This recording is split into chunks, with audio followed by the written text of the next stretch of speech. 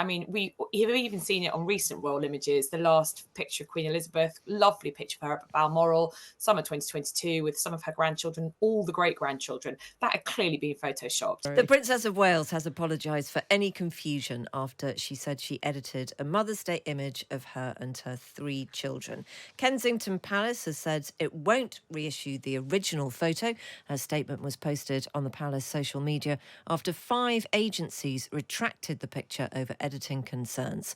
Royal commentator Emily Andrews joins us now. Emily, the story's moved on a bit, hasn't it, with this apology being issued. Do you think that's going to be the end of it, or is there still not enough being said? Well, the short answer to that is no. I don't think it is going to be the end of it. But I think it's important to say that through the centuries, royals have manipulated their narrative and manipulated their image with the general public. If we go back to Roman times, you probably didn't think I was going to talk about this, Jane and Fee. If you go back to Roman times, Roman emperors, the way they disseminated their image, Henry VIII, Elizabeth I, every royal that you can think of before the sort of age of mass media was able to manipulate their image. So it should be said that this is nothing new. Having said, for Kensington Palace, in the form of Kate, she's carried the can for this, as she says, to manipulate images. I mean, we have even seen it on recent royal images. The last picture of Queen Elizabeth, lovely picture of her up at Balmoral, summer 2022, with some of her grandchildren, all the great-grandchildren. That had clearly been photoshopped. The professional Christmas card image of the Waleses at the end of last year clearly had been edited as well. But, and there is a big but, the big problem here is that Kensington Palace were backed up into a corner with their backs up against a wall, forced to release this picture because of the vacuum that they had allowed to create. And I'll explain in a minute who I think is responsible for that. Prince William. But they had allowed themselves to be backed up into a corner. And so they were forced to release this image because of all the conspiracy theories, all the kind of madness that was going on. And then the commentators like me and the royal journalists like me started talking about it. And so this picture, of all royal pictures, this picture had to be perfect in the fact that it had to be genuine. It couldn't have been tampered with. It had to be proven to be able that, Kensington Palace had to say, yes, it was taken last week. Nothing to see here. It's completely genuine. But And do of you course, now think, yeah, not. but Emily, do you think it was a bit of an overreaction of the agencies to issue this kill order, which just sounds absurdly serious? And I think when this morning that was the top line of the story, it did make a lot of people think that something huge had been manipulated within that picture. Whereas on dissection by some very professional photographers over the last couple of hours, I mean, it really is things like, maybe one of the kids' fingers has been, photoshopped because, I don't know, were they making a bit of a cheeky sign or something like that? And Charlotte's hair may have been over her shoulder too much. I mean, it's not really, really serious stuff, is it? Well, except you're right. You're right. It seems trivial. It seems, Charlotte's cuff was kind of hanging off slightly, and there were some other discrepancies. But I've done royal reporting now. I've been a royal journalist for 12, 14 years. Never, ever in that time have I ever heard of a picture agency refuse to syndicate the picture. And these pictures are given free to the Press Association, to Associated Press, which deal with a lot of the foreign press, to Getty, to Agence France Presse, which is one of the ones last night who said that they wouldn't distribute it. Never in my time have I ever heard them refuse to distribute a royal picture. And as I've said earlier, there have been royal pictures that have been, it seems to an untutored eye like mine that they have been photoshopped, but only, it's perhaps just hasn't been finished properly. So for me, it is really serious that they have said that they have taken their editorial stance effectively and said, no, we're not distributing it because it's been manipulated. You might have heard differently, but I have not yet heard of any boss of any of these agencies who've said why. Why did they decide to take that action? Which is very, very unusual. Now, it may be, I don't know, and I don't really want to speculate, but I think we should maybe hear from them as to why. And actually, they've got their own standards to Yeah. adhere to. Let's speculate, Emily. Let's just go for it. Everybody is today. The big elephant in the room for me, and I think for a lot of people, it is the fact that the Princess of Wales isn't wearing her wedding ring. That's not been Oh, addressed in any kind of apology. I suppose we couldn't really expect it to.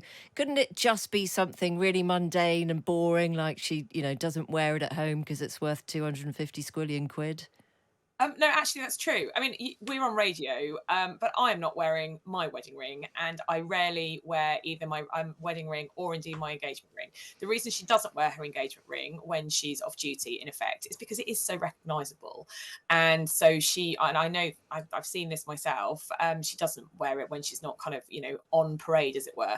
The other thing is, don't forget, and I speak as someone who has had a major operation in my late 30s. Don't forget, obviously, that and I had a 3-month period of recovery. Don't forget that your body might change, and so your rings might not fit anymore. I did think this kind of absolute fixation on her rings was ridiculous. The poor woman has had serious abdominal surgery, and does it really matter whether she's wearing her wedding ring or not? Look, you ladies are both excellent feminists like myself. Does it matter if a woman's not wearing a wedding ring? I'm disgusted. No, you're right. No, it doesn't, and you're absolutely right as well. That especially after surgery, you're advised actually not to wear your rings, because sometimes I had to have mine cut off because my fingers got so fat. Can you tell us a little bit more about Prince William, because I think you'd slightly pinned him down as the criminal here. Interrupt here. I don't want to, but I've just noticed Sky are reporting that the Princess of Wales has been photographed in a car with Prince William this afternoon. So I'm just adding that. I don't know whether, I know you can't see the screen, but I've just seen it on the screen, Emily. Right. So carry on. Well, he obviously is at the Commonwealth Day service this afternoon, and I think it's unfortunate, this brouhaha about the picture, because otherwise it would have been, all the coverage would have been on the Commonwealth Day service. I mean, I do remember writing, when I was the royal editor of The Sun, writing that William was work shy because I think he'd, or maybe it was the year before, he'd missed the Commonwealth service because he'd gone skiing with his pals. He certainly doesn't do that now. He has to be obviously front and centre of the royal family. So maybe she went up to London with William today, because obviously they live in Windsor. But yeah, for me, if you kind of step back a sec from the actual picture and look at the relationship between Prince William and the press, he's not actually that dissimilar from his brother. I mean, I have personally always got on very well with both men, and very sorry to see Harry depart these shores. But when you take the personal out of it, both William and Harry detest the press. And William is absolutely fervent in his absolutism at creating that very, very firm line of privacy. He does not want to let us in any further than he deems necessary. And that line has been very firmly drawn by him. He has not let people come and photograph his children, very rarely. I mean, very occasionally, but they've got round that, obviously, by Catherine doing all the photography. Back in the day, William and Harry routinely were photographed by the royal press pack.